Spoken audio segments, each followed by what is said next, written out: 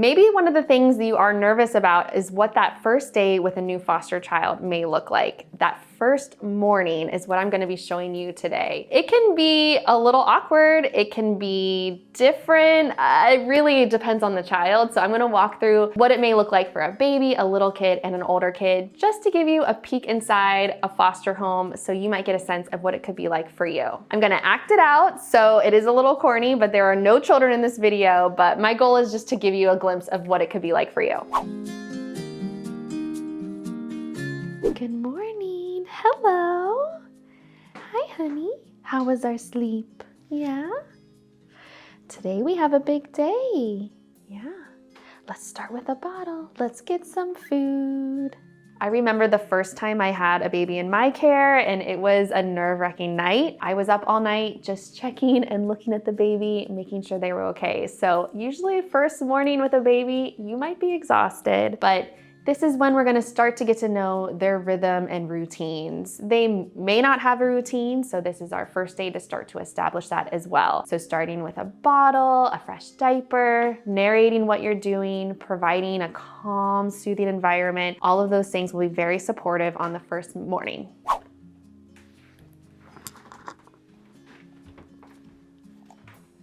Kevin, hi, good morning. It's Laura, hi. You wanna come on out? Let's get some food. All right, I picked up some new cereal for breakfast.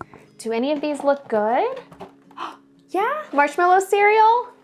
All right, let's get a bowl of marshmallow cereal. A lot of times the first morning with a little kid is slow to get started. These kids are often totally exhausted, so they'll probably sleep in. They may not come out when they wake up, so I do like to keep the door open a little so I can look in and check in on them, but I'm patient and wait for them to get up naturally. I like to have a lot of different food options, and especially some brands that they might recognize. So we might do cereal or scrambled eggs or pancakes. Usually we all have breakfast together and then kind of talk about our day.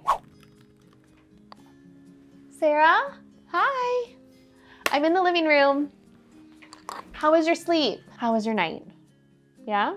Do you need any more blankets or different bedding or anything like that? All right.